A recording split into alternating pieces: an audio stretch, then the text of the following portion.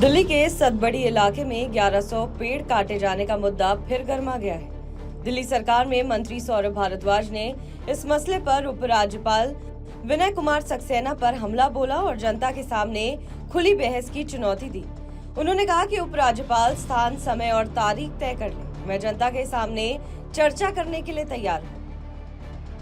इस डीडीए के vice chairman के हलफनामे को 10 मिनट पढ़ लें तो देश की अदालत के सबसे बड़े जज साहब को ना सिर्फ पर्यावरण की, ना सिर्फ डीडीए की, बल्कि केंद्र सरकार और उनके लगाए हुए एलजी के बारे में सब कुछ पता चल जाएगा। सब कुछ।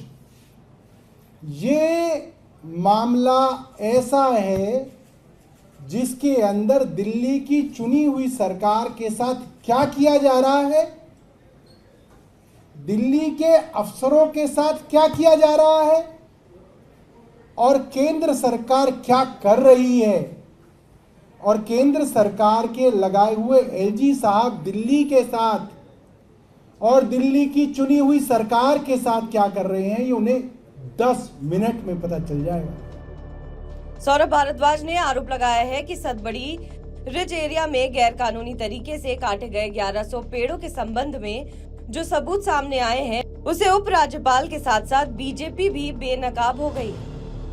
इस हलफनामे में यह भी मान लिया गया, जो बार बार झूठ बोला जा रहा था कि दिल्ली सरकार ने इनको पेड़ काटने की परमिशन दी है, इस हलफनामे में यह भी मान लिया गया कि इनको ना तो सुप्रीम कोर्ट ने कोई परमिशन दी है और ना ही इनको दिल्ली सरकार ने पेड़ काटने की कोई परमिशन दी है।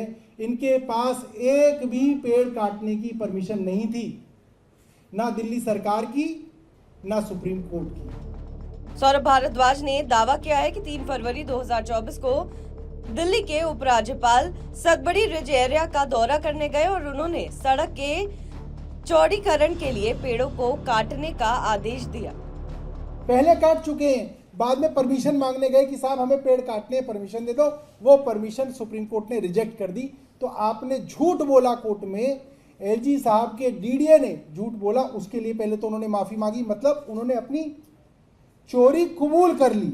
उन्होंने ये मान लिया कि ये पेड़ 16 फरवरी से लेकर 10 दिन के अंदर गैर कानूनी तरीके से काटे गए।